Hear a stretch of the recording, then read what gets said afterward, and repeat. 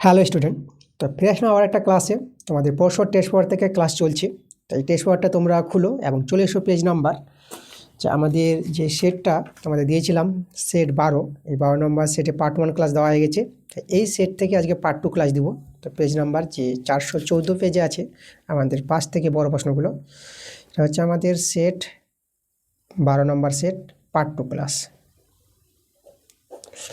তো চলো আমরা দেরি করবো না, আজকে ক্লাসের অঙ্কগুলো শুরু করে দেবো। তোমরা তাড়াতাড়ি করে ভিডিওতে লাইক করে দাও, ভিডিওগুলো বন্ধুর কাছে শেয়ার করে দাও। এই বছরে তোমাদের 2026 মাধ্যমিক পরীক্ষা দিতে চলেছো। অঙ্কে তোমাদের রেজাল্ট হতে চলেছে, কারণ প্রদীপ স্যার তোমাদের অঙ্ক শেখাচ্ছে।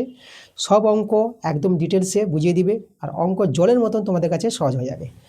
তো চলো আমরা কথা না বাড়িয়ে চলো আজকের ক্লাসে যে অঙ্ক আছে 5-এর 1 নম্বর অঙ্কটা, তো এই অঙ্কগুলো আমি শুরু করে দিচ্ছি। 5-এর 1-এর অঙ্কটা, এই অঙ্কটা বই থেকেই আছে, দেখো এটা বই থেকে পেয়ে যাবা। ঠিক আছে, তাহলে বইয়ের অঙ্ক আমরা দেখে নেবো, বইয়ের বাইরের অঙ্ক যেটা 5-এর 2 নম্বর অঙ্কটা আছে। তো আমরা এখন করাবো 5-এর 2-এর অঙ্কটা। চলো দেখে নিই প্রশ্নটা কী বলছে। 5-এর 2 এখানে আছে আদিত্য কিস্কু ও সাগুন টুডু যথাক্রমে 40,000 টাকা 50,000 টাকা দিয়ে একটি যৌথ ব্যবসা শুরু করলো। তাদের মধ্যে এই চুক্তি হলো যে লাভের 50% তারা নিজেদের মধ্যে সমানভাবে ভাগ করবে। লাভের 50%টা ভাগ করে নেবে, আর যেটা বাকি লাভ পড়ে থাকবে সেটা মূলধনের অনুপাতে ভাগ করবে। তো বলছে আদিত্য লাভের পরিমাণ, মানে আদিত্য লাভের পরিমাণ যা হবে সাগুনের থেকে 800 টাকা কম হবে, মানে সাগুনের লাভের পরিমাণটা বেশি হবে, এটা বোঝা যাচ্ছে এই শর্ত থেকে। তাহলে এখানে আদিত্যের লাভের পরিমাণটা কিন্তু বের করতে বলেছে। ভালো একটা প্রশ্ন আছে, দেখো। তো প্রথমে কী করব, আমাদের যে বছরের যে মোট লাভ, সেই মোট লাভটা দেওয়া না এখানে, তা আমরা কিন্তু মোট লাভটাকে ধরে নিব। মোট লাভ যেটা আমরা ধরে নিলাম x টাকা। এবার দেখো এই যে x টাকার 50%, 50/100, যেটা এটা কাটা করে 2, যেটা আমরা পেয়ে যাবো x/2 পেয়ে যাবো। তাহলে এই যে x টাকার মোট লাভের 50%, মানে x/2 টাকা, এই টাকাটা কি করবে, সমান ভাগে ভাগ করবে। তাহলে এই টাকাটা যদি সমান ভাগে ভাগ করে, দুজন আছে 2 বন্ধু, তাহলে x/2 টাকাটা দুজনে ভাগ করে নেবে। তাহলে 2 দিয়ে ভাগ করো, তাহলে এটা তোমরা পেয়ে যাবা x/2, ভাগটাকে গুণ করে এটা 1/2 হয়ে যাবে, এটা x/4 টাকা। তাহলে x/2 টাকাটা সমান ভাগে ভাগ করে নিলে দুজনেই পাবে x/4 টাকা করে পাবে। ঠিক আছে, এবার দেখো এই টাকাটা তো ভাগ করে নিল, x টাকা থেকে এই টাকা নিয়ে নিল, তাহলে বাকি অবশিষ্ট লাভ, আমরা অবশিষ্ট লাভটা আমরা বের করে নেব। অবশিষ্ট লাভ, দেখো অবশিষ্ট লাভ যেটা আমাদের লাভ ছিল মোট x টাকা, আর x/2 টাকাটা তো ভাগ করে নিয়ে নিল, তাহলে এটা আমরা বাদ দিয়ে দেবো অবশিষ্ট লাভ দেখে। মোট লাভ দেখে যে টাকাটা ভাগ করে নিল সেই টাকাটা বাদ দিলে আমাদের অবশিষ্ট লাভ পড়ে থাকবে, এটাই হচ্ছে অবশিষ্ট লাভ। এটা ভগ্নাংশে যোগ বিয়োগ করো, 2 লসাগু 2x, এটা x নেমে যাবে, এটা হয়ে যাবে দেখো x/2। তাহলে অবশিষ্ট লাভ যেটা পড়ে থাকবে আমাদের এই টাকাটা, এই x/2 টাকাটা। আর এই টাকাটা এখন কী করবে, তারা মূলধনের অনুপাতে ভাগ করবে। তাদের যে মূলধনের অনুপাত, তো আমাদের কে কে আছে, আমাদের আছে আদিত্য আর সাগুন আছে, এখানে দেখতে পাচ্ছি। আচ্ছা, আদিত্যকে আমি এভাবে লিখছি, আদিত্য আর সাগুন, এই যে এদের মূলধনগুলো আছে। দেখো আদিত্যর 40,000 টাকা আছে ইজ/2, আর সাগুনের আছে 50,000 টাকা, 50,000 টাকা। অনুপাতগুলো লঘিষ্ঠ করবো, এই 4টা শূন্য কেটে যাচ্ছে, আমাদের রয়ে গেল 4:5। আচ্ছা, এখান থেকে এই অনুপাত থেকে আর এই অবশিষ্ট লাভ থেকে আমি আদিত্যর লাভটা বের করি।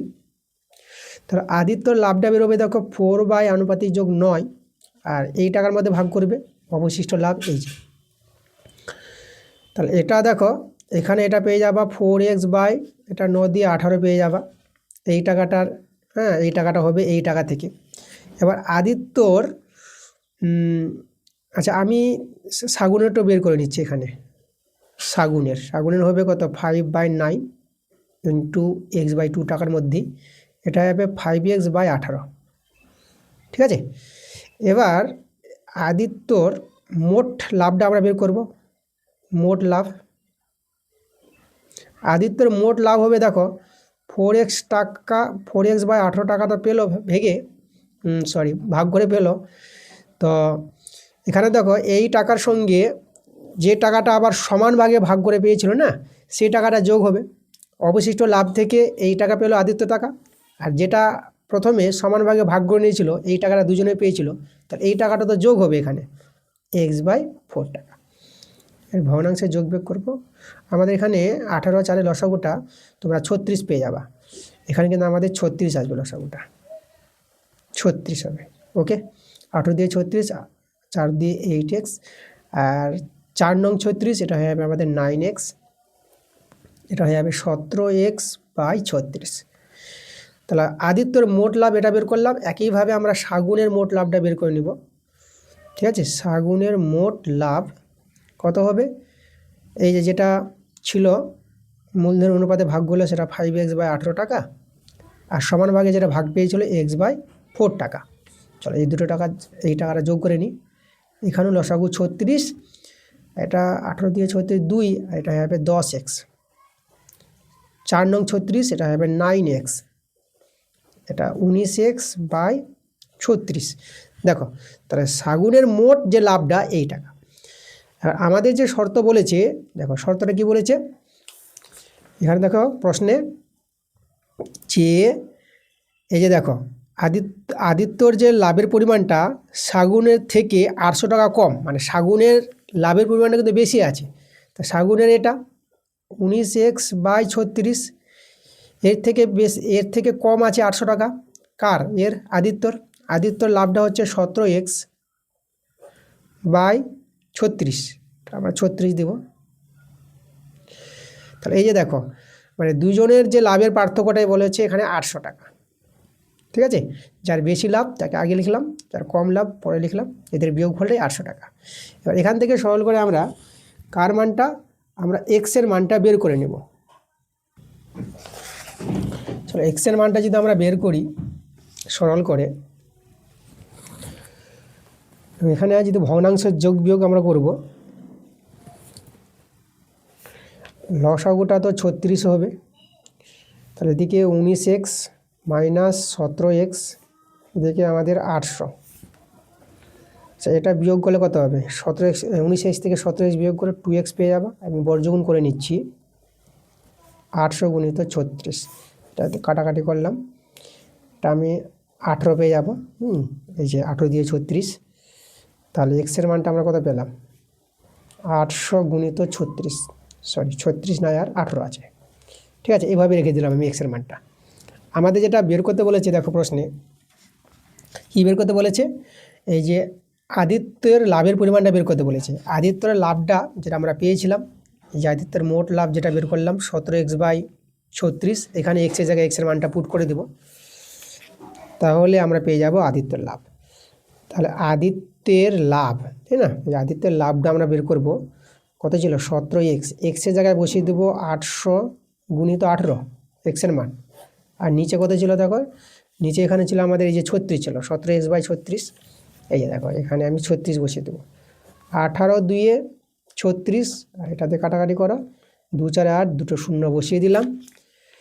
তাহলে এখানে আমি লিখে দিচ্ছি, দেখো 17 4 68, আর এই দুটো শূন্য বসিয়ে দিব, 6800 টাকা। এই হচ্ছে আমাদের আদিত্যের মোট লাভ। এটা কিন্তু আমাদের বের করতে বলেছিল আদিত্যের লাভটা, এটা কিন্তু আমাদের অ্যান্সার।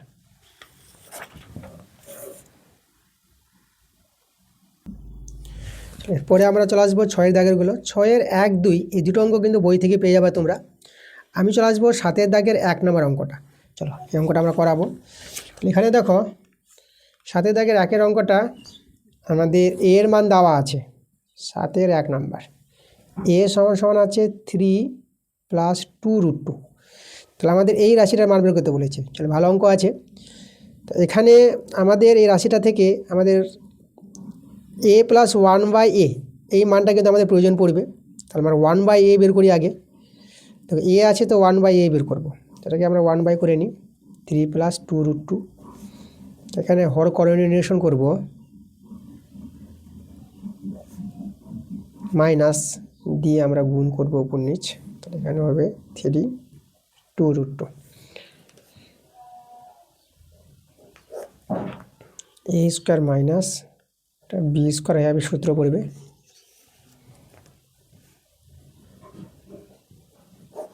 এটা 9 হবে, এখানে দেখো 2 এর স্কোয়ার 4 আর √2 স্কোয়ার 2, মানে 4 গুণিত 2 হবে এখানে। তো 4 গুণিত 2 কত পাবা, 4 2 8, এটা 8 হবে। এটা তো 1 হয়ে যাবে বিয়োগ করে, তার উপরেটাই বসে যাবে। এই যে দেখো, এটা হচ্ছে আমাদের 1/a এর মান। এবার আমরা a প্লাস 1/aটা বের করে নিই, এই মানটা আমাদের প্রয়োজন পড়বে। দেখো a হচ্ছে 3 প্লাস 2√2, 1/aটা হচ্ছে 1/a এর মানটা, দেখো 1/a এর মানটা হচ্ছে 3 মাইনাস 2√2। এই যে দেখো দুজনের মানটা বসিয়েছিলাম, এটা হচ্ছে a এর মান, এটা হচ্ছে 1/a এর মান। এটার সঙ্গে এটা কেটে যাচ্ছে, তা 3 আর 3 যোগ করে এটা পেয়ে যাবো আমরা 6। তা দেখো a প্লাস 1/a এর মানটা কিন্তু 6 পেয়ে গেলাম।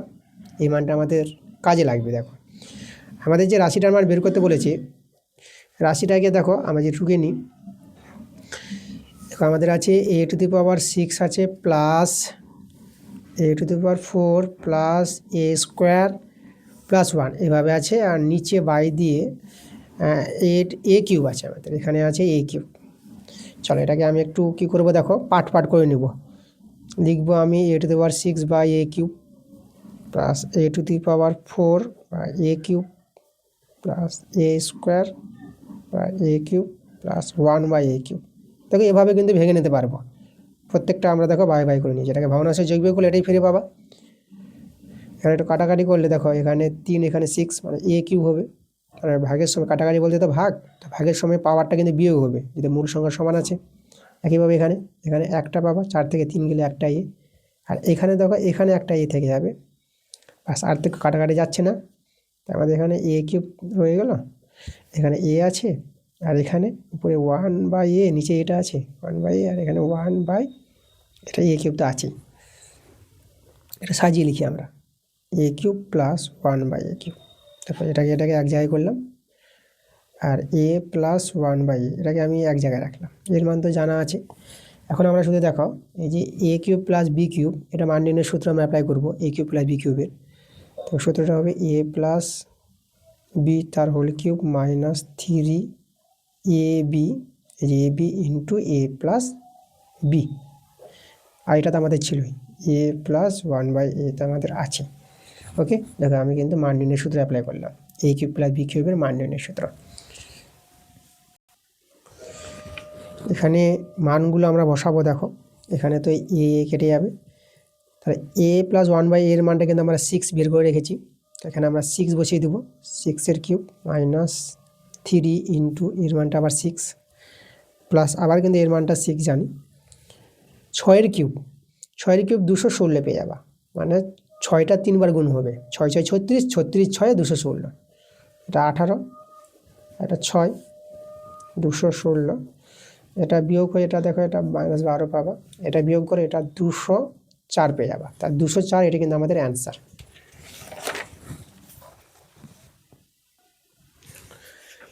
পরের প্রশ্ন চলে আসবো আমরা 8-এর দাগের।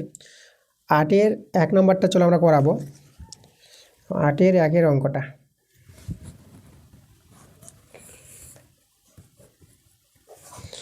আমাদের ABCD ক্রমিক সমানুপাতি বলেছে, আর এটা প্রমাণ করতে বলেছে। দেখো a, b, c, d দেখো ক্রমিক সমানুপাতি বলেছে। যদি 4টি সংখ্যা ক্রমিক সমানুপাতিতে হয় তাহলে আমরা কি জানি, দেখো আমরা লিখতে পারবো a/b সমান সমান b/c সমান সমান c/d, এভাবে হবে। 4টি সংখ্যা ক্রমিক সমানুপাতিতে থাকলে তোমরা কিন্তু এভাবে লিখতে পারবা। দেখো মধ্যগুলো দুবার ফিরে আসবে, বিটা দুবার এসেছে আর সিটা দুবার এসেছে, তো এখানে অনুপাতকে বাই করে নেব a/b, b/c আর c/d, আর প্রত্যেকটা অনুপাতকে আমি কে ধরে নিলাম, কে ধরি। তাহলে এখানে দেখো আমরা এর মানটা কিন্তু বিকে পাবো না, a/bটা হচ্ছে কে, তাহলে এর মানটা হবে বিকে বর্গগুণ করে। একইভাবে এখানে বি এর মানটা আমরা সিকে পেয়ে যাব, আর সি এর মানটা আমরা পাবো ডিকে। এবার লক্ষ্য করে এখানে এর মানে বিকে, বি এর মান আমার জানা আছে সিকে, তাহলে বি এর জায়গায় আমি লিখে দেবো সিকে, কে আছে, তাহলে এর মানটা হয়ে গেল আমাদের c²। আবার দেখো তো এর মান c², কিন্তু সি এর মান জানা আছে ডিকে, তাহলে আমি এর জায়গায় বসিয়ে দেবো ডিকে, কে² রইল, তো এটা গুণ করে দেখো DK³ পেয়ে যাবা, তাহলে এর মানটা কত, DK³।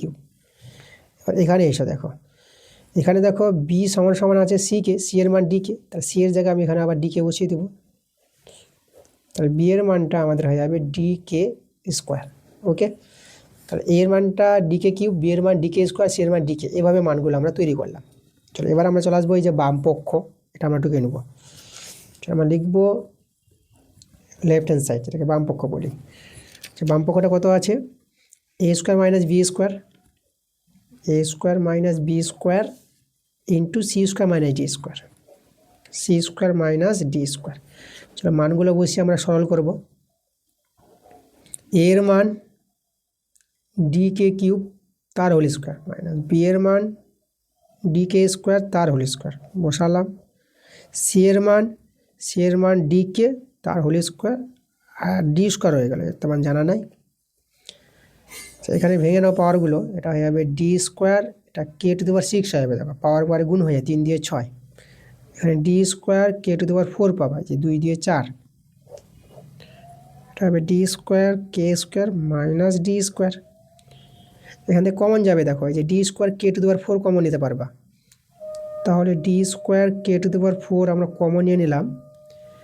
ঠিক আছে, মানে কমটা কমন যায়, মানে এখানে দেখো কম এটাই আছে, তাহলে এখানে ডি স্কোয়ার তো কমন চলে আসলো, আর এখান থেকে কে টু দি পাওয়ার 6 আছে, কে টু দি পাওয়ার 4টা নিয়েছে, মানে 6 থেকে 4 নেওয়া হয়ে গেছে, তাহলে এখানে কে দুটো আছে, মানে কে স্কোয়ার আছে, কে স্কোয়ার থাকলো, আর এখানে তো এটাই নেওয়া হয়ে গেছে, দেখো কিছু নাই, তো এখানে 1 দিবা।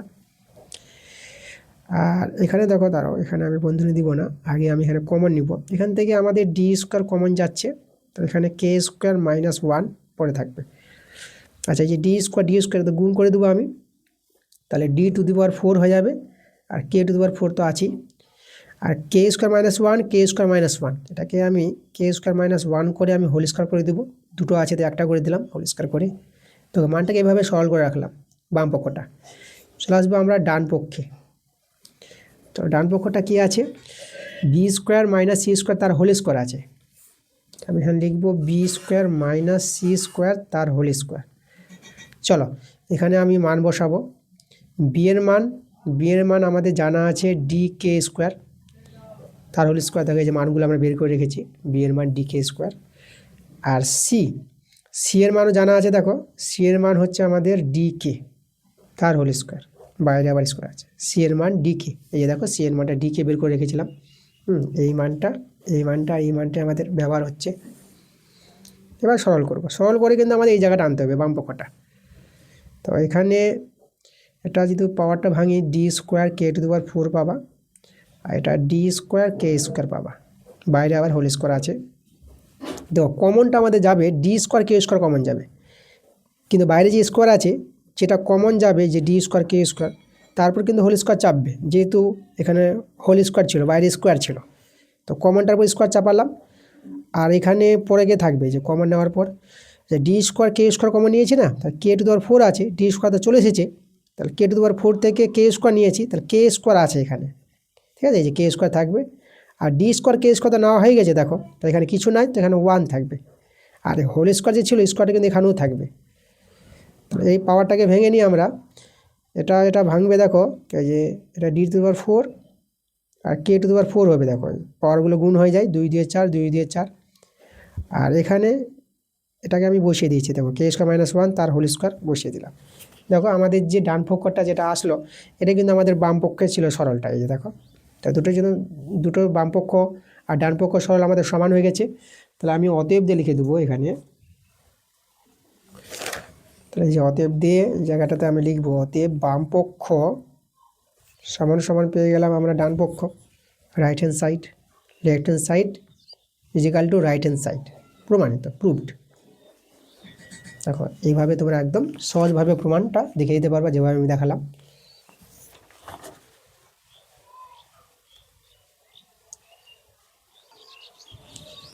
এরপরে আমরা চলে আসবো 8-এর 2 নম্বরটা। 8-এর 2-এরটা এটা বই থেকে তোমরা পেয়ে যাবা, বইয়ের অঙ্ক আছে।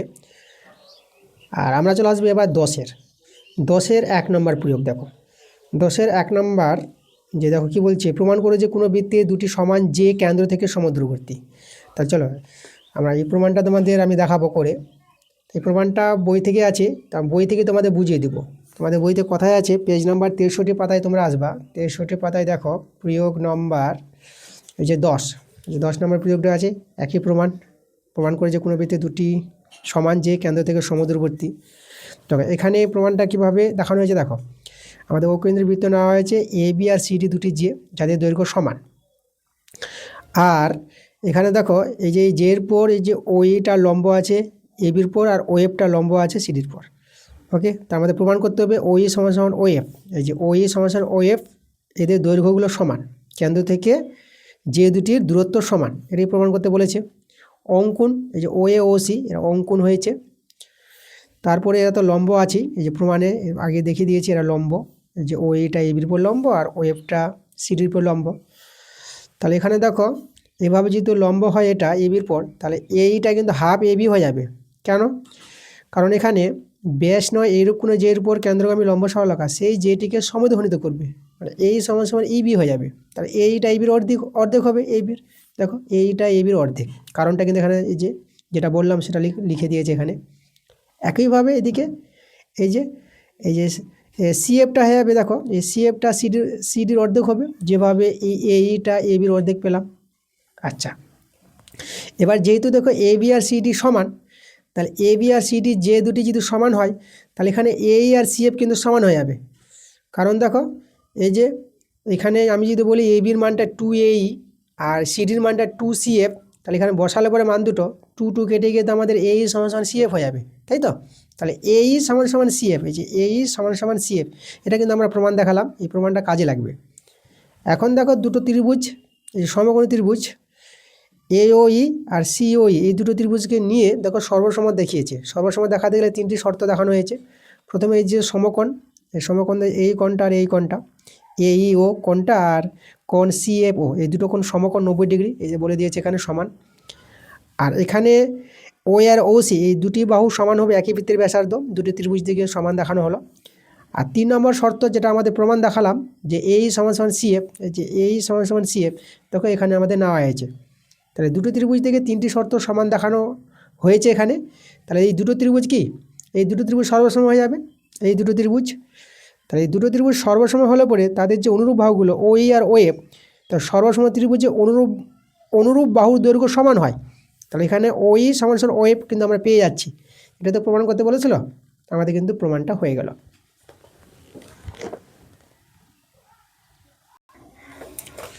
পরে আমি চলে আসবো 10-2 দাগেরটা, 10-2 নাম্বারটা কি বলছে, PQR ত্রিভুজের কিউ কোণটা 90 ডিগ্রি এবং QR বাহুর উপর S যে কোনো একটি বিন্দু আছে, প্রমাণ করো যে PS square plus QR square সমান সমান PR square plus QS square, এটা প্রমাণ করতে বলেছে।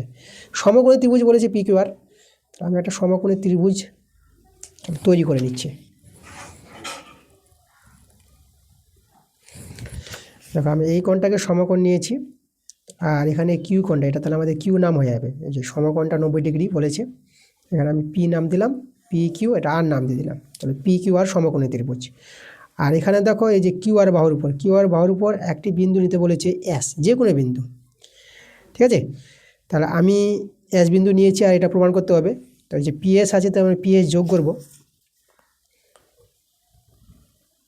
এই যে আমি PS যোগ করে নিলাম। দেখো এই ত্রিভুজ থেকে যে প্রমাণটা করতে বলেছে এই প্রমাণটা আমরা করে দেখাবো। যেটা প্রমাণটা করতে বলেছে PS square plus QR square সমান সমান PR square plus QS square, এটা কিন্তু আমাদের প্রমাণে নিয়ে আসতে হবে। দেখো তো আমরা প্রথমে দেখো আমরা বড় ত্রিভুজটা যদি আমরা নিই, এখানে বড় ত্রিভুজটা আছে PQR, এটা সমকোণী ত্রিভুজ আছে। তাহলে এখানে ত্রিভুজ PQR এর অতিভুজটা কিন্তু আমাদের PR, তাহলে PR স্কোয়ার অতিভুজ স্কোয়ার সমান সমান ভূমি স্কোয়ার মানে QR স্কোয়ার প্লাস লম্ব স্কোয়ার মানে PQ স্কোয়ার। সমকোণী ত্রিভুজের ধর্ম অতিভুজ স্কোয়ার সমান ভূমি স্কোয়ার প্লাস লম্ব স্কোয়ার। আমরা এখান থেকে PQ স্কোয়ারের মানটা বের করে নিই, চলো। এই যে PQ স্কোয়ার, তাহলে PQ স্কোয়ার কত হবে, PR square minus QR square, এটা এদিকে বিয়োগ হয়ে যাবে। আচ্ছা, এটা আমি 1 নং নাম দিয়ে রেখে দিলাম। আবার সমকোণী ত্রিভুজ দেখো PQS, এটা তো সমকোণী ত্রিভুজ হবে, এই কোণটা 90 ডিগ্রি আছে। তাহলে সমকোণী ত্রিভুজ দেখো PQS, এই ত্রিভুজ থেকে আমরা নিব, এত এর অতিভুজটা PS হয়ে যাবে না? তার অতিভুজ PS স্কোয়ার সমান সমান আমরা লিখতে পারবো QS square plus PQ square, তাই তো? তাহলে এখান থেকে আবার আমরা পি কিউ স্কোয়ারের মানটা বের করে নেব। তাহলে পি কিউ স্কোয়ার আমরা লিখতে পারবো PS square minus QS square হবে, কিউএস স্কোয়ার, এটা এইদিকে বিয়োগ হয়ে যাবে। একে আমি 2 নং নাম দিয়ে রেখে দিলাম। এবার 1 ও 2 থেকে দেখো এই যে পি কিউ স্কোয়ারের মান, এটা পি কিউ স্কোয়ারের মান, তাহলে দুটো মান সমান হবে। তাহলে 1 ও 2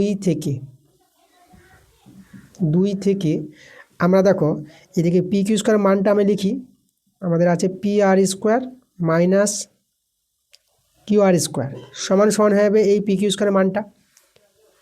এই পি কিউ স্কোয়ার মানটা আছে PS square minus QS square. দেখো তো এবার প্রমাণটা হয়ে যাবে। তো প্রমাণ দেখো PS square plus Q R square আছে না, এই যে আমাদের দেখো পিএস আছে, তা আমি এই যে দিকে দেখো এইদিকে আমাদের P R square plus QS আছে, তাহলে কিউএসটা আমি এদিকে নিয়ে আসি, এই যে পি আর স্কোয়ার এই যে মাইনাস কিউএস স্কোয়ারটা আমি নিচে আসবো বাঁ দিকে, তাহলে প্লাস হয়ে যাবে প্লাস কিউএস স্কোয়ার। দেখো আমাদের এই যে ডান পক্ষটা চলে এসেছে।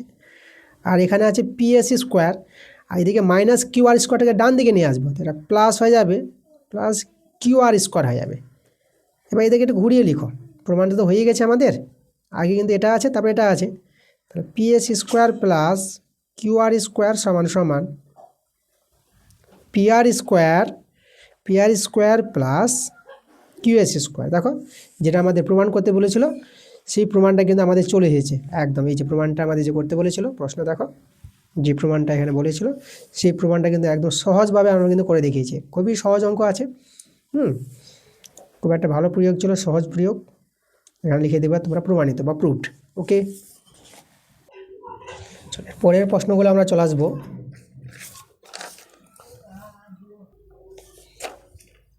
পনেরো পেজে চলে এসো, 415 পেজে। 415 পেজের 12 দাগের অঙ্কগুলো দেখো।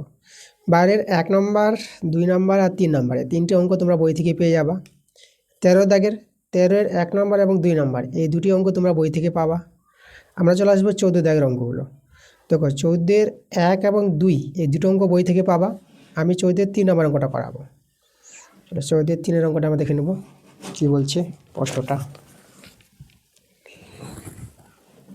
14-এর 3-এর প্রশ্নটা, তো এখানে দেখো একটি নিরেট অর্ধগোলক ও একটি নিরেট শঙ্কুর ভূমিতলের ব্যাসের দৈর্ঘ্য সমান ও উচ্চতাও সমান হলে তাদের আয়তনের এবং বক্রতলের ক্ষেত্রফলের অনুপাত বের করতে বলেছে। আয়তনের অনুপাত বের করতে হবে আর বক্রতলের ক্ষেত্রফলের অনুপাতও বের করতে হবে। আচ্ছা, তাহলে দেখো এখানে অর্ধগোলক আছে আর শঙ্কু আছে। প্রথমে আয়তনের অনুপাতটা যদি বের করি, দেখো আয়তন, তো অর্ধগোলকের আয়তন আমাদের জানতে হবে। তো অর্ধগোলকের আয়তন 2/3 পাই আর কিউব। অর্ধগোলকের ব্যাসার্ধ আমি আর ধরে নিলাম। এবার শঙ্কুর আয়তন, দেখো শঙ্কুর আয়তনের সূত্র 1/3 পাই আর স্কোয়ার। তাহলে এখানে দেখো ব্যাসার্ধের দৈর্ঘ্য মানে ব্যাসের দৈর্ঘ্য সমান, তো ব্যাসার্ধের দৈর্ঘ্য সমান হবে। তাহলে এর ব্যাসার্ধ আর হলে, অর্ধগোলকের ব্যাসার্ধ আর হলে শঙ্কুর ব্যাসার্ধ আর হবে। আর উচ্চতা, দেখো উচ্চতাগুলো দেখো এখানে উচ্চতাও কিন্তু সমান বলেছি। আমি দেখো তোমাদের আমি একটা ছবি আঁকি এখানে। দেখো আমি প্রথমে অর্ধগোলকের ছবিটা এঁকে দেখাচ্ছি। এই যে আমাদের অর্ধগোলক, এটা হচ্ছে আমাদের অর্ধগোলকে। তোমাদের এখানে লক্ষ্য করতে হবে যে অর্ধগোলকের ব্যাসার্ধ আর এই যে অর্ধগোলকের উচ্চতা, মানে এটা ও এ বি নাম দিলাম, মানে এখানে আমাদের ও এ সমান সমান কিন্তু ও বি হবে এই অর্ধগোলকের ক্ষেত্রে। তো এটা আমাদের আর হয়ে যাবে না, মানে অর্ধগোলকের উচ্চতা যেটা ও বি আছে হাইটটা দেখো সেটা কিন্তু আর শঙ্কু, তাহলে অর্ধগোলকের উচ্চতা যেহেতু আর হয় তাহলে শঙ্কুর উচ্চতা যেটা আমরা এইচ জানি সেটা কিন্তু আমাদের আর হয়ে যাবে। ঠিক আছে, তাহলে এখানে আমাদের যে শঙ্কুর উচ্চতা যেটা এইচ সেটা কিন্তু আমাদের আর, এই জন্য এইচের জায়গায় আমি আর বসাতে পারবো। তাহলে এবার দেখো এখানে যদি আমি লঘিষ্ঠ করি, এখানে পাই আমি কেটে দেবো, আর এখানে আর কিউব, এখানে কিন্তু আর কিউবই আছে, এই যে আর গুণ করে আর স্কোয়ার আর কিউব, তা দেখো কেটে গেল। তো রয়ে গেল 2/3 ইজ টু 1/3।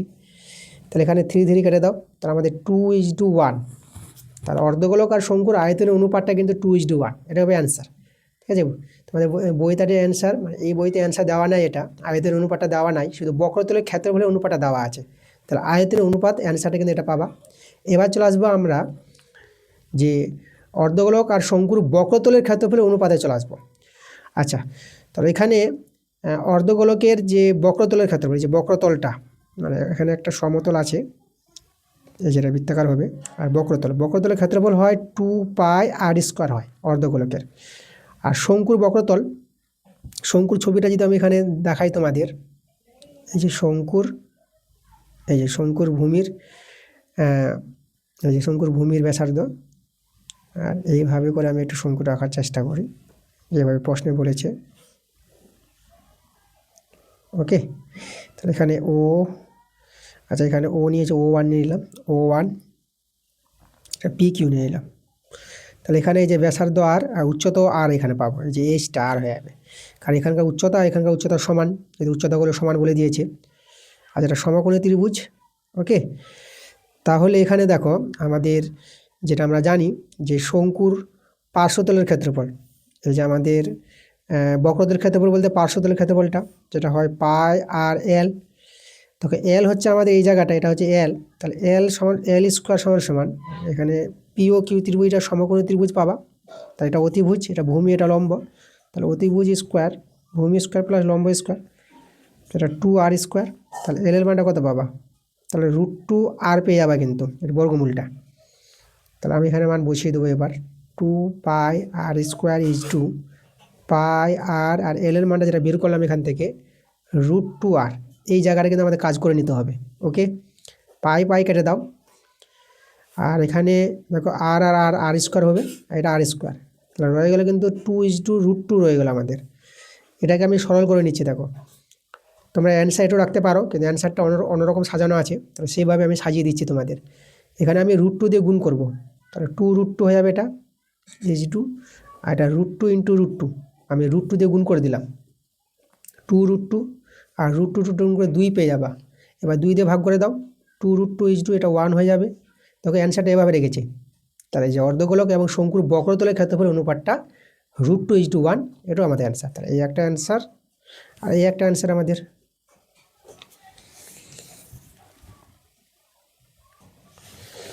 পরে আমরা চলে আসবো 15 দাগের অঙ্কগুলো। দেখো 15-1 নম্বরটা, 15-1 নম্বরটা দেখো অজাইব অঙ্কন করতে বলেছে। আমি অজাইবের অঙ্কগুলো ছেড়ে দিচ্ছি, কারণ তোমরা সংখ্যাগুরু মান, মধ্যমা এবং গড় নির্ণয় এই 3 টাইপের অঙ্ক শিখে গেলে পরে আর কোনো চিন্তা নাই, যথেষ্ট থেকে যাবে। তোমরা এখান থেকে 2টো অঙ্ক করতে দিবে, 2টো অঙ্ক কিন্তু কমন পেয়ে যাবা। এই জন্য অজাইব অঙ্কটা বাদ দিয়ে দাও। চলে আসবো 15-2 নম্বরটা। 15-2-এরটা দেখো আমাদের এখানে বলেছে নিচের তথ্যটি থেকে সংখ্যাগুরু মান শ্রেণীটি নির্ণয় করতে বলেছে, এবং গাণিতিক পদ্ধতিতে সংখ্যাগুরু মান নির্ণয়, মানে সংখ্যাগুরু মানই বের করতে হবে। আর এই যে সংখ্যাগুরু মান শ্রেণী যেটা আমরা বের করে দেখাই, সেটা তো আমরা বেরিয়ে আসবে। চলো দেখো সংখ্যাগুরু মান আমরা কীভাবে বের করব। আমরা করাবো 15-2 নম্বরটা। তাহলে আমাদের এখানে একটা ছক তৈরি করতে হবে। তাই ছকটা দেখো আমাদের এভাবে হবে,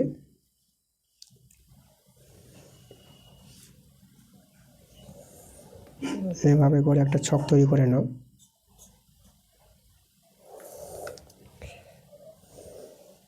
দেখো এখানে আমি যেগুলো নম্বরগুলো আছে সেগুলো শ্রেণী সীমানা তৈরি করব। আমি লিখব শ্রেণী সীমানা।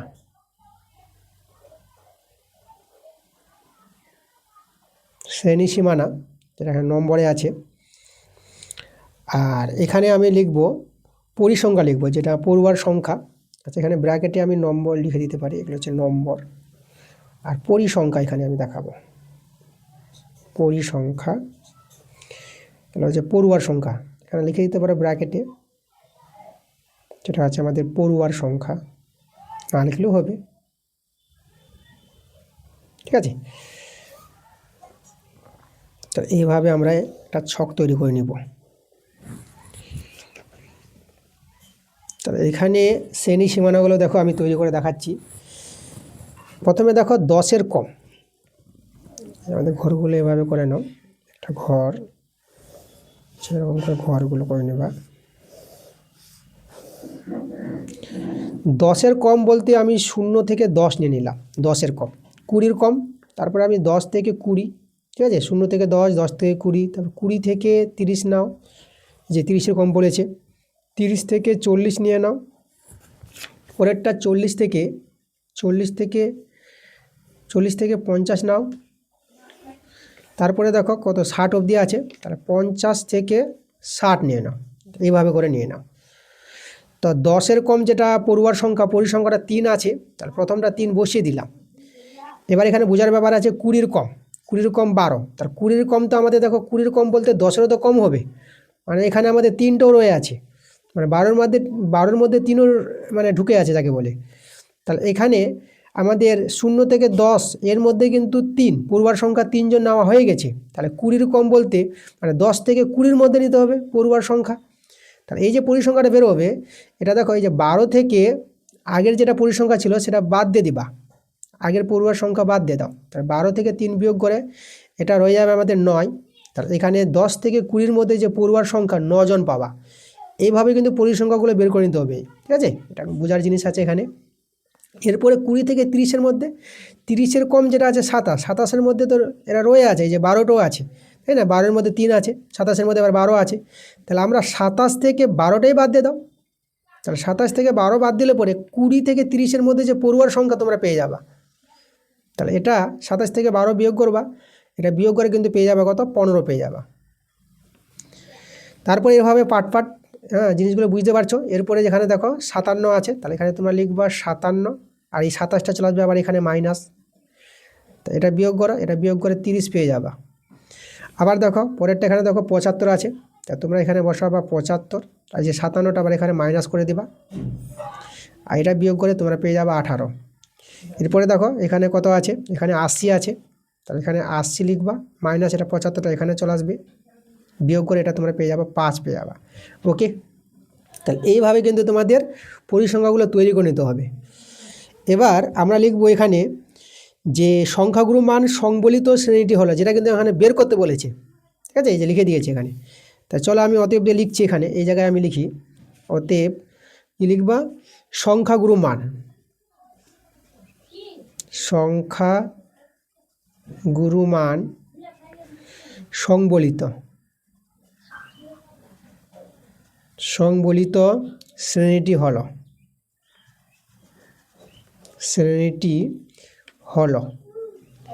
দেখো সেই শ্রেণীটি আমরা কি করে পাবো, এখানে দেখো এখানে সেই শ্রেণীটি পাওয়ার জন্য, সংখ্যাগুরু মান সংবলিত শ্রেণীটি পাওয়ার জন্য আমাদের সর্বোচ্চ পরিসংখ্যা দেখো কত আছে, এই যে সর্বোচ্চ পরিসংখ্যা, এই সর্বোচ্চ পরিসংখ্যাকে F1 বলা হয়। এবার সর্বোচ্চ পরিসংখ্যার যে শ্রেণীটা পাবা, এই যে শ্রেণীটা, এই শ্রেণীটাকেই বলা হয় সংখ্যাগুরু মান সংবলিত শ্রেণী, যেটা আমাদের কত আছে 30 থেকে 40। ওকে, দেখো একটা অ্যান্সার হয়ে গেল, এটা কিন্তু বের করতে বলেছিল।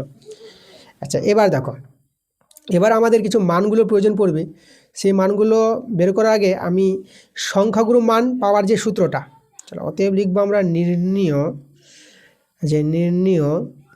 সংখ্যাগুরু মান, এটা বের করতে বলেছে, সংখ্যাগুরু মান। দেখো এর যে সূত্রটা আছে, সূত্রটা তোমাদের মনে রাখতে হবে L plus F1 minus F0 by 2F1 minus F0 minus F2, আর এখানে গুণ দিয়ে আমি H দিয়ে দেবো। এই হচ্ছে সংখ্যাগুরু মান পাওয়ার সূত্র। তাহলে আমাদের এখানে মানগুলো জানতে হবে, F1টা শুধু আমরা পেয়েছি, এবার L যে আছে দেখো, L হচ্ছে এই মানটা, মানে এখানে আমি লিখব, আচ্ছা এখানে আমি দেখাচ্ছি, এখানে যেটা L পাবো কত, Lটা হয়ে যাবে আমাদের এই যে সর্বোচ্চ, মানে যে শ্রেণীটা পাবা সংখ্যাগুরু মান সংবলিত শ্রেণীটি যেটা পাবা, তার নিম্নমানটা হবে L, মানে 30 হয়ে যাবে Lটা। আর F1টা তো আমরা পেয়ে গেছি, F1টা যে 30। এবার F0 দেখো, F0 কোনটা, দেখো সর্বোচ্চ পরিসংখ্যার আগের পরিসংখ্যাটা, এটা হচ্ছে আমাদের F0, F0 হচ্ছে আমাদের 15। এবার আমরা বের করব F2, এই যে আমাদের F2 আছে সূত্রে, F2 হবে সর্বোচ্চ পরিসংখ্যার পরের পরিসংখ্যাটা, এই যে এটা হবে আমাদের F2, তাহলে F2 আমাদের 18। আর H, এই যে H আছে, H হচ্ছে শ্রেণী দৈর্ঘ্য, মানে যে উচ্চ থেকে নিম্ন বিয়োগ 10 পাবা, এই যে শ্রেণী দৈর্ঘ্য 10। প্রত্যেকটা মান আমরা পেয়ে গেছি, চলো মানগুলো বসিয়ে দেবো। L হচ্ছে 30 প্লাস F1ও 30 মাইনাস F0 পেয়েছি 15, 2 ইন্টু 30 মাইনাস F0 15, F0 হচ্ছে আমাদের 15 মাইনাস F2 কিন্তু 18 পেয়েছি এখানে, আর Hটা 10 পেয়েছি। এই মানটা সরল করব, 30 আচ্ছা এখানে বিয়োগ করে এটা 15 পাবা, এটা হবে 60 আর -15 -18, -15 -18 এটা যোগ হবে, এটা 33 পেয়ে যাবে। ঠিক আছে 10, 15 10 গুণ করে এটা 150, আর 60 থেকে 33 বিয়োগ, 60 থেকে 33 বিয়োগ তোমরা পেয়ে যাবা 27।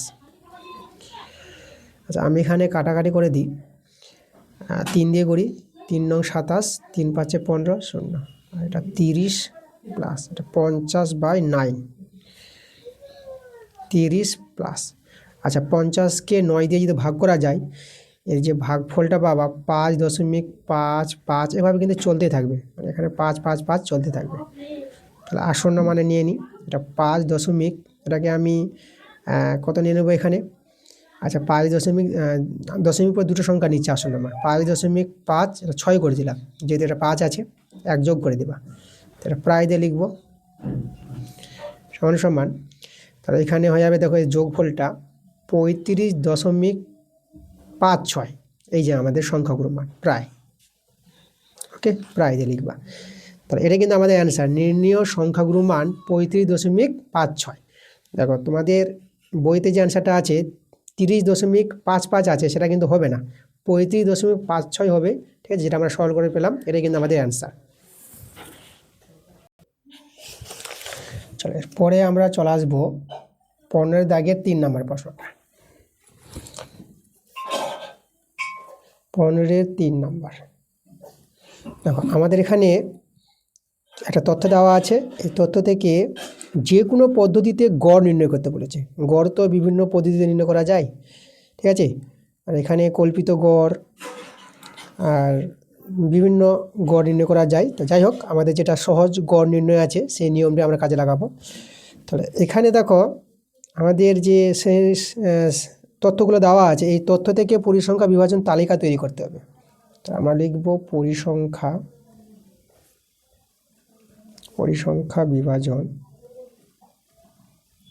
বিভাজন তালিকা বা ছক। তো সেই তালিকা বা ছকটা আমাদের এখানে তৈরি করতে হবে। দেখো ছকটা তোমরা এইভাবে করে সহজে তোমরা ছকটা তৈরি করে নিতে পারবা। ঘর কটা করো, 1 2 3 4 5 6 7টা আমরা ঘর করব। একটা করলাম, দুটো, তিনটে, 4 5 6 7টা ঘর করলাম। আচ্ছা এখানে আমাদের প্রথমে শ্রেণী সীমা, দেখো শ্রেণী সীমা আছে, শ্রেণী সীমানা নাই, 5 থেকে 14, 14 উপর 15 হয়ে গেছে। তো এইভাবে থাকলে আমাদের শ্রেণী সীমাগুলো শ্রেণী সীমানাই তৈরি করে নিতে হবে। তো প্রথমে আছে শ্রেণী সীমা, চলো শ্রেণী সীমাগুলো লিখে নিই।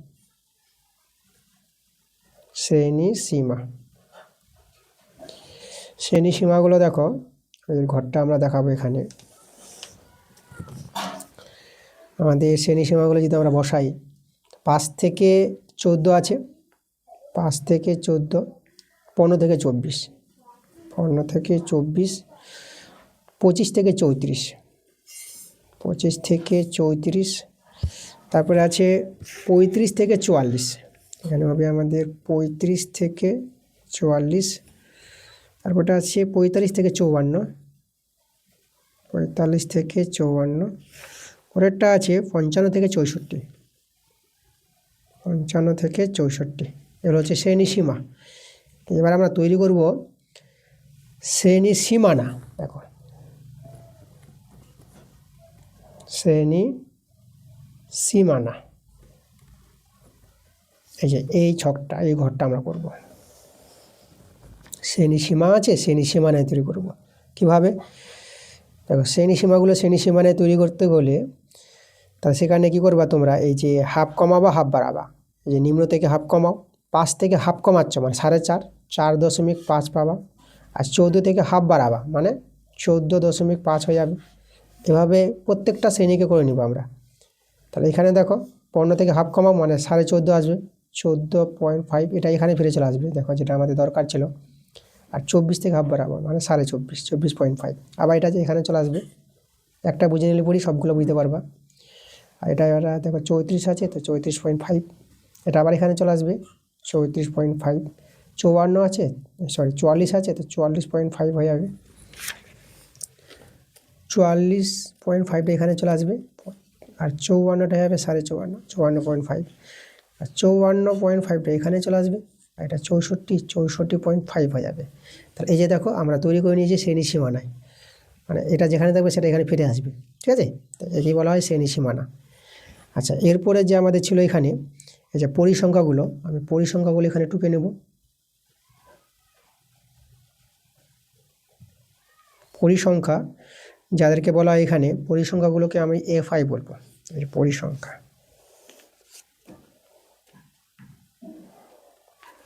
পরিসংখ্যাগুলো যা আছে দেখে দেখে বসিয়ে দাও। প্রথমে 3 আছে, 6 আছে, 18 আছে, 20 আছে, 10 আছে, আর শেষেরটা 3 আছে। পরিসংখ্যাগুলো আমরা বসিয়ে দিলাম। এবার আমাদের এখানে তৈরি করতে হবে শ্রেণীমধ্যক। আমরা লিখব শ্রেণীমধ্যক। শ্রেণীমধ্যককে আমরা বলবো এক্সআই। আমরা শ্রেণীমধ্যক তৈরি করলাম, শ্রেণীমধ্যক তৈরি করে করবো। এখন দেখো শ্রেণীমধ্যক কি, যে এই যে শ্রেণী সীমাগুলো আছে না, শ্রেণী সীমাগুলোর মধ্যের মান, এই যে 4.5 থেকে 14.5 আছে, এদের মধ্যমানটা দেখো। মধ্যমানটা পাওয়ার যেটা বুদ্ধি আছে, এই দুটোকে যোগ করবা, নিম্ন উচ্চ যোগ করে আর 2 দিয়ে ভাগ করে দিবা। তাহলে এদেরকে যোগ করে 2 দিয়ে যদি ভাগ করো, এটা পেয়ে যাবা 9.5 পেয়ে যাবা। আবার এই দুটোকে যোগ করবা, 2 দিয়ে ভাগ করবা, এটা পেয়ে যাবা 19.5। এবার যে লক্ষ্য করো না, এখান থেকে কিন্তু 10 করে বাড়ছে, 9.5 থেকে 19.5, 10 বেড়েছে। তো আবার এখান থেকে 10 বাড়ো, দুটো করলেই হয়ে যাবে। কত করে বাড়ছে লক্ষ্য করো, 10 করে বাড়ছে। পরেরটা 10 বাড়ালে 29.5, এটা 10 বাড়ালে 39.5, এখানে হয়ে যাবে 49.5, আর এখানে হয়ে যাবে 59.5। ঠিক আছে, মানে দুটো পেয়ে গেলেই বাস বুঝে নিতে পারবা, তখন একইভাবে কিন্তু বাড়তে থাকবে। শ্রেণীমধ্যক তৈরি করে নিয়েছি। এবার আমরা এখানে তৈরি করব সামেশন এফআই এক্সআই। এই যে সামেশন এফআই এক্সআই বলতে এদের গুণফল, এদেরকে যে গুণ করি, এই দুজনকে এর গুণ করে এখানে বসাবো। তাহলে 3 আর 9.5 এদের গুণ করলে পাবা 28.5 পাবা, এটা হবে 28.5। আর এটা গুণ করবা, এই দুটো গুণ করে পেয়ে যাবা 117। আর এই দুটো গুণ করবা, এই দুটো গুণ করে হবে 531। ঠিক আছে, এটা হবে আমাদের 531 হবে। তারপরে এই দুটো গুণ করবা, এই দুটো গুণ করে পেয়ে যাবা 790। আর এই দুটো গুণ করবা, এটা পাবা 495। আর এই দুটো গুণ করে পাবা 178.5 পেয়ে যাবা। আচ্ছা, এখানে আমরা সামেশন এফআই বের করব। সামেশন এফআই বলছে এই যে পরিসংখ্যাগুলোর যোগফল, এই পরিসংখ্যাগুলো যদি যোগ করো, এটা পেয়ে যাবা 60 পেয়ে যাবা। আর এখানে সামেশন এফআই এক্সআই এদেরকেও আমরা যোগ করে নিব, সবগুলো সংখ্যা এদেরকে যোগ করে পেয়ে যাবা এখানে 2140.0 লিখলাম না, 2140.0 পাবা। তাহলে এটাই হচ্ছে আমাদের যোগফল এদের। এবার আমাদের দেখো, যেটা আমাদের এখানে আমাদের বের করতে বলেছে, লক্ষ্য করো, আমাদের গড় নির্ণয় করতে বলেছে না। চলো দেখো এবার গড়। তাহলে অতএব গড় যেটা হচ্ছে যৌগিক গড়, গড় পাওয়ার সূত্রটা summation F I X I by summation F I. Summation F I X I মানটা আমরা পেয়েছি 2140, সামেশন এফআই হচ্ছে 60। 0 কেটে দাও, আমাদের রয়ে গেল 214/6। এটা দিয়ে ভাগ করে দেব, 6 3 18, 3 বারে নিলাম, 8 বদলে 11, এটা 3, এটা আমাদের 4। এবার দেখো আমরা এটা 6 5 30, এটা 30 করে নেব। 4 নামবে, দশমিক নিয়ে 0 নিয়ে নিলাম, 6 6 36, 36, এটা আবার 4 চলে আসবে, আবার দশমিক 0, আবার 6 6 36। তাহলে বোঝা যাচ্ছে এখানে কিন্তু 6 6 করে কিন্তু আমাদের চলতেই থাকবে এভাবে। তাহলে এই যে মানটা আমাদের দাঁড়ালো 35.666, এভাবে করে চলছি। তাহলে কি আসন্ন মানে নিয়ে নিই। আচ্ছা, 2 দশমিক পর্যন্ত আসন্ন মানে নেব। তাহলে একটা 6 রাখলাম, এই 6টাকে 7 করে নেব, যদি এটা 6 আছে 5-এর চেয়ে বড়, এর সঙ্গে 1 যোগ করে নিবা। তাহলে এটা প্রায় দিয়ে লিখবা, যে প্রায়। তাহলে আমাদের যে গড় মান বের করতে বলেছিল, সেই গড় মানটা এটা কিন্তু আমাদের অ্যান্সার। তো এই ছিল দেখো আমাদের আজকের ক্লাসের অঙ্কগুলো। আজকে ক্লাসের 5 থেকে 15 অবধি তোমাদের অঙ্কগুলো করে দিয়েছি। তো তো ক্লাসটা ভালো লাগলে অবশ্যই তোমাদের ভিডিওতে লাইক করতে হবে, ভিডিওটা বন্ধুদের কাছে শেয়ার করতে হবে। পরবর্তী ক্লাসটা খুব তাড়াতাড়ি আসবে, তোমরা সবাই ভালো থাকো।